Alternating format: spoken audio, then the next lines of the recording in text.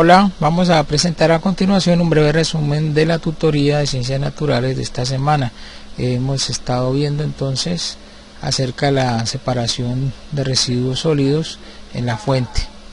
El objetivo es entonces argumentar qué importancia tiene realizar esta separación de las basuras, de estos residuos, donde se están originando, bien sea en la casa, en la escuela o donde nosotros nos encontremos.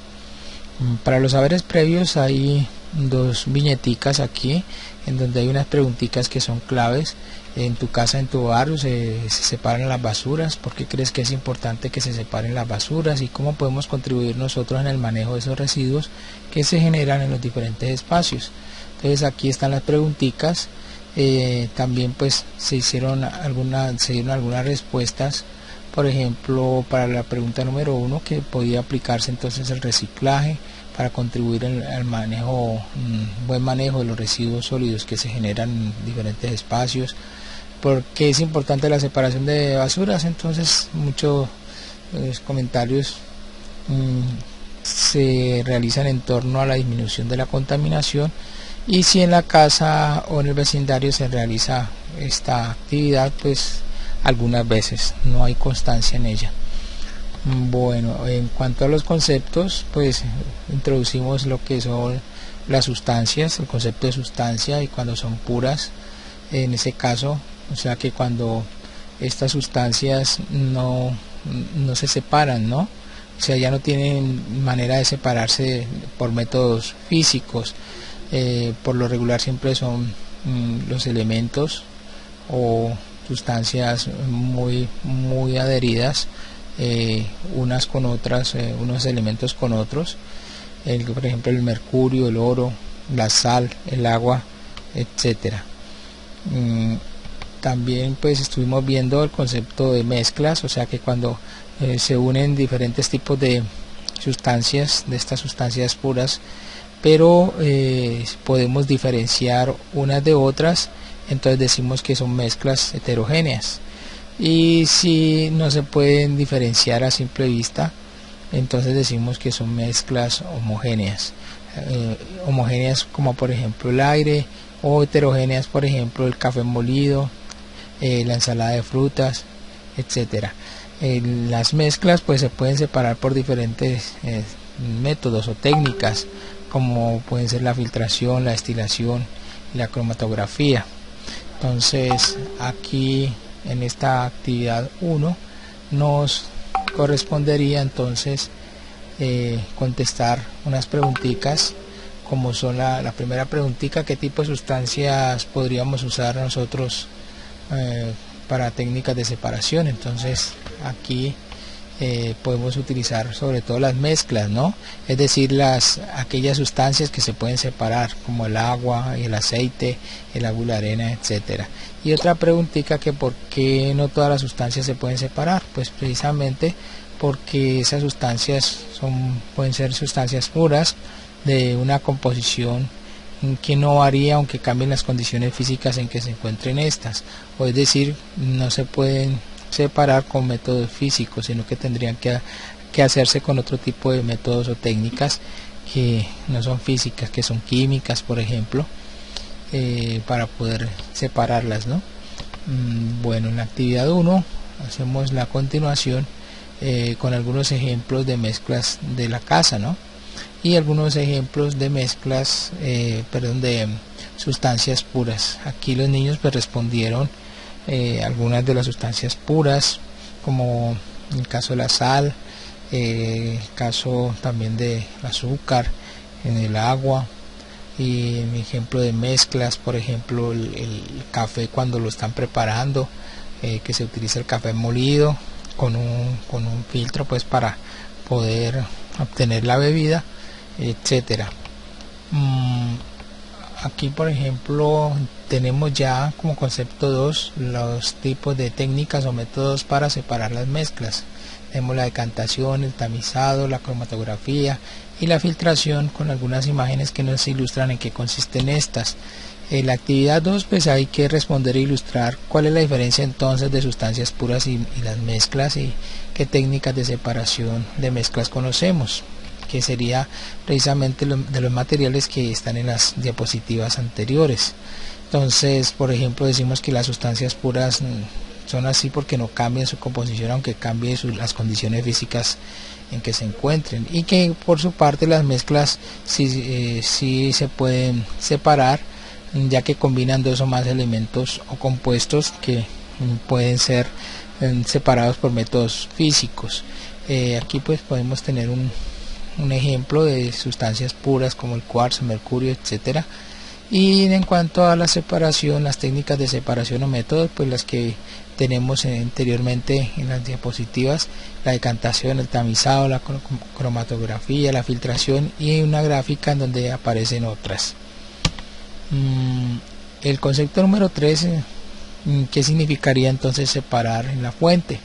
Entonces, para comentar un poquito esto, pues estamos definiendo lo que son los residuos sólidos o basuras, y estamos diferenciando entre ellos los que son orgánicos o no orgánicos. O sea, en el caso de los orgánicos son biodegradables y proceden pues directamente de la naturaleza. En cambio, los inorgánicos se demoran demasiado tiempo en descomponerse, pueden ser reciclados, y además de eso pues pasan también por un proceso de creación artificial. En este caso podemos citar los empaques de plástico, el vidrio, el papel, el cartón, metales, etcétera. Aquí en la actividad 3 es leer la siguiente historieta. Es una historieta muy bonita, en donde una madre lleva a su niña a conocer donde quedan los depósitos de las basuras o rellenos sanitarios.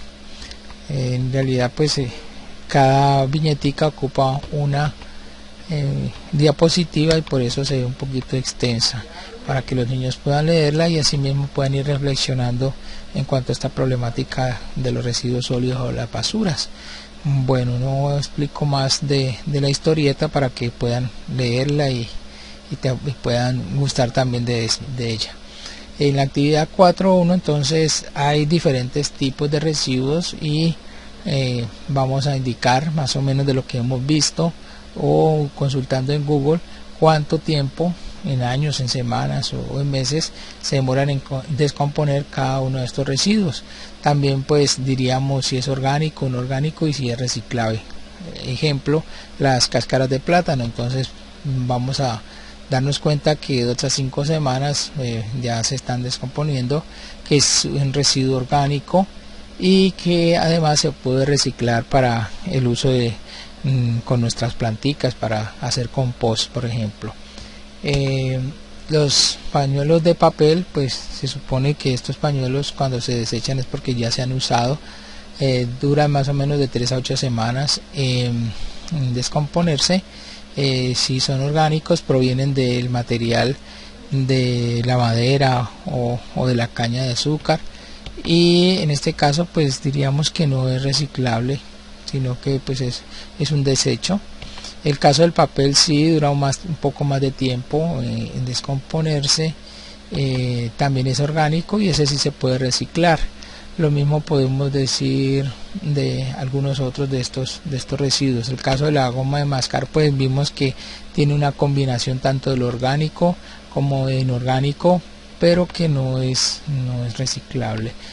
Lo mismo podemos ir averiguando en cuanto a los otros residuos que allí aparecen, y nos damos cuenta que hay unos que demoran por ejemplo de 80 a 100 años, de más de 100 años, de 100 a 150, o sea que hay unos desechos que verdaderamente demoran demasiado en descomponerse, o sea que hay que tener más cuidado con ellos.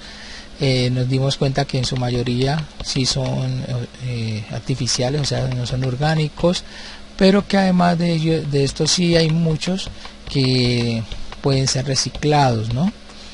Bueno, aquí en la actividad 4.2, esos mismos materiales o residuos los clasificamos en tres canequitas. Aquí hay unos colores que cada niño puede darle pues su sentido o significado. En este caso, pues para el color azul pues podemos decir que son residuos aprovechables. El caso de este color gris o negruzco, residuos que no son aprovechables, y este color verde, residuos orgánicos que son aprovechables. Y entonces cogemos y clasificamos los materiales o residuos que teníamos en la diapositiva anterior, y nos da como resultado que estos serían más o menos los residuos aprovechables, estos los que no serían aprovechables, y estos que serían los orgánicos aprovechables.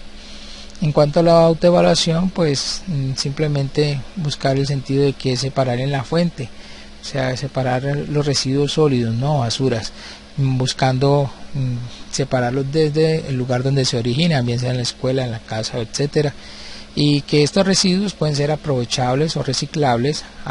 También habrán otros que no son aprovechables y otros que son orgánicos y que son aprovechables, como veíamos en la diapositiva anterior. Bueno, algunas ideas de cómo separar adecuadamente en casa, en la escuela, los residuos sólidos, pues usando recipientes o bolsas de colores para separar estos residuos, hacer uso del reciclaje o la reutilización de objetos para manualidades, artesanías, etcétera. Hasta aquí estuvimos viendo entonces esta área. Gracias.